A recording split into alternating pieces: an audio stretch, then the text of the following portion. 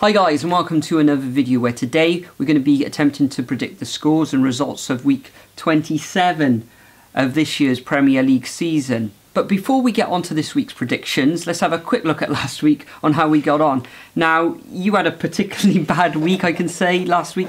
I think you just came away with 3 points, but I didn't perform that much better. I only came away with 7 points. But you did have 2 perfect scores, though. I did, and those 2 perfect scores were Manchester United beating Huddersfield 2-0 and Bournemouth beating Stoke 2-1.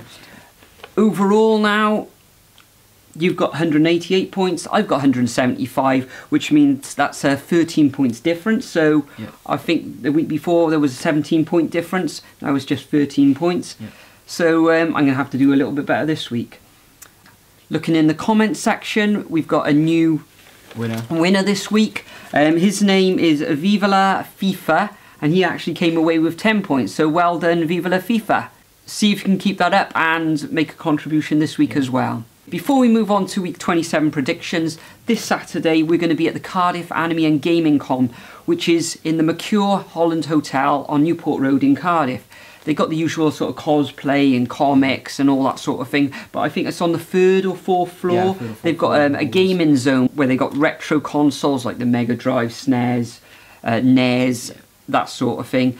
They've got a LAN there with around about 12 PCs playing League of Legends and Overwatch, that sort of thing. Yeah. And they've also got the modern day consoles, PlayStation 4 and playing FIFA, you know, Xbox and all that sort of thing, and mainly fighting games. I think there's some tournaments going on. We're actually going to be there, so if anyone's in the area, feel free to drop in, say hi, and maybe we can have a game against each other on one of the machines.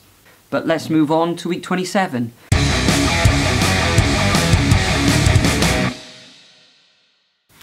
First up this week, we have Tottenham versus Arsenal, first ever North London derby at Wembley. In the league. Yeah, in the league, obviously. Now, Tottenham, they got a lucky escape against Liverpool last week. Almost lost. Well, they did dominate that second half, didn't they? Yeah, they did dominate the second half. Narrowly managed to get that victory and that draw. Sorry, but Jurgen celebrating.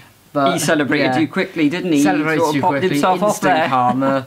Oh dear, that's all I can say. Arsenal 5-1 against Everton. They look really strong. Aubameyang, Mkhitaryan, it was a beautiful Ramsey hat-trick.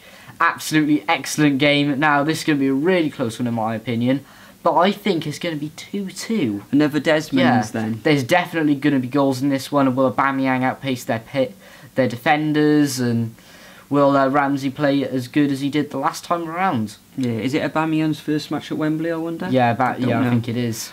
Okay, well, you say Desmond's. Yeah. I think Tottenham playing really well at the moment. Arsenal, okay, they got that fantastic result, 5-1 at home. Aubameyang, as you say, scored a bit of a beautiful goal with that dink over the keeper. However, I think Spurs are on such a good run at the moment. I think they're just going to manage to sneak a 2-1 victory. Interesting. Probably likes of Kane, maybe Dele Alli or Eriksen getting the goals. Interesting. In this one. Okay, next up we got Everton at Crystal Palace, the first of the 3 o'clock matches on Saturday. Of course, the North London derbies at lunchtime. Very difficult one for this to predict. Everton got absolutely stuffed, of course, by Arsenal, as we were just saying last time out. Crystal Palace sort of blowing hot and cold themselves at the moment. They find themselves 3 points above the relegation zone. Bit of a tough one, not for the faint-hearted, but I can see this one ending all square at 1-1. Interesting. Well, believe it or not, Palace, they're struggling to score at the moment. Everton, they got absolutely destroyed last week. I don't think there's going to be any goals in this game. I think it's going to be close and it's going to be 0-0. 0-0, another draw. Yeah. Okay, moving on to the third match, we've got Stoke versus Brighton. Stoke in the relegation cells, in the relegation zone themselves. Brighton struggling to score. There's not going to be many. There's not going to be many goals in this one. Stoke at home need the points massively. I think they're going to come away with a 1-0 victory. Brighton, they looked excellent last week in that win over West Ham, who have signed Patrice Evra today. He has been signed. Yeah, he's been signed. He's signed now. Controversial? Yeah, well, slightly. I don't think it is, but he's still banned in Europe, as in UEFA competitions, but they're allowing it. The FA are allowing him to play in the Premier League. Yeah. But anyway, getting back to this fixture, Brighton, they did look promising last week, and I think they will be able to continue this form. It's just I don't think there's going to be many goals in this game, so I'm putting 1-0 to Brighton. Okay, next up we got Swansea against Burnley. Swansea are in fine form at the moment. Surprisingly. Last night they absolutely destroyed that pub team, Notts County. You could But say, to be fair, they did put out their first team, so... 8-1, yeah, they did, Yeah.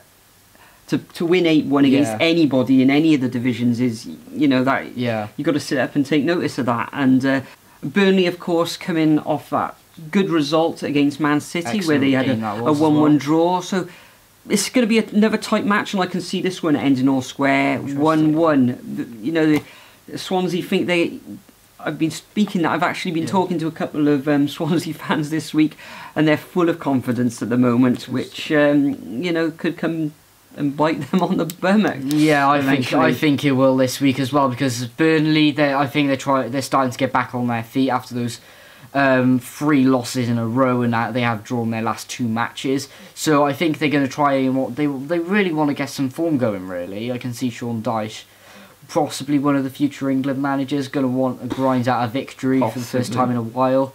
So I can see this one being a very tight game, but a 1-0 victory to Burnley, possibly at the end.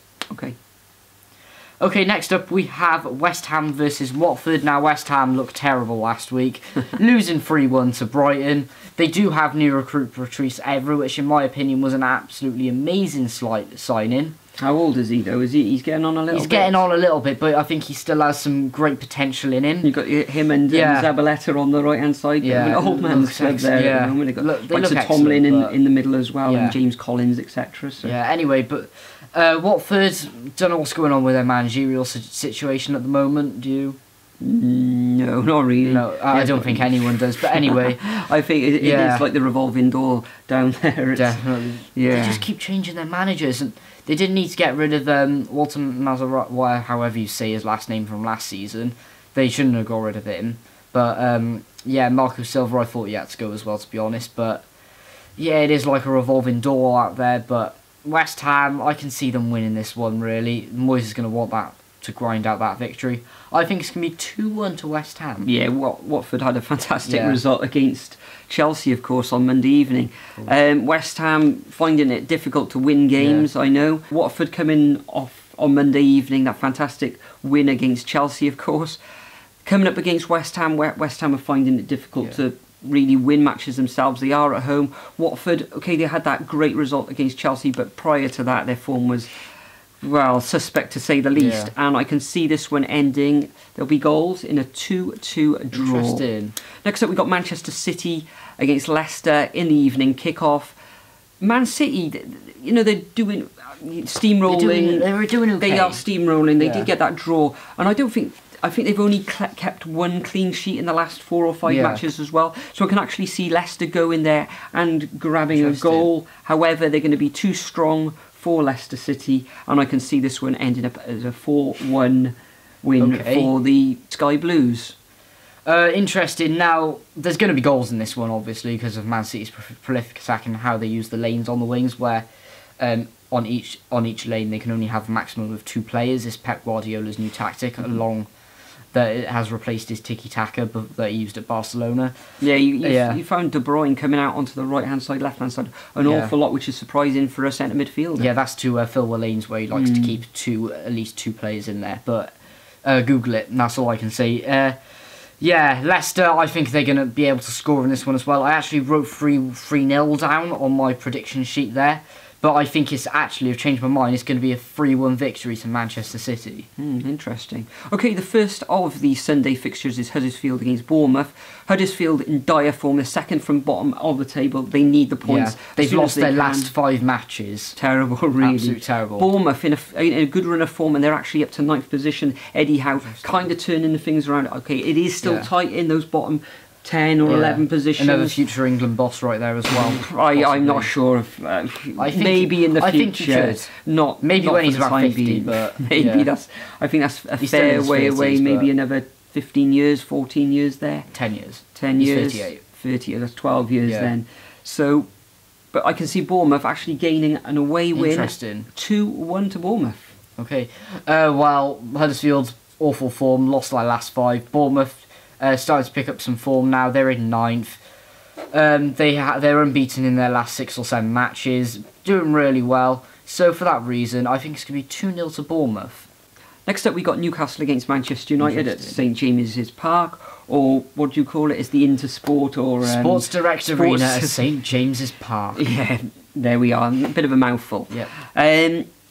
Newcastle have only lost once in their last, I think, it's 6 matches. Manchester United, they're on a good run of form. I know they lost a couple of matches ago. However, I can see them going to St James's Park and grinding out a 1-0 narrow victory.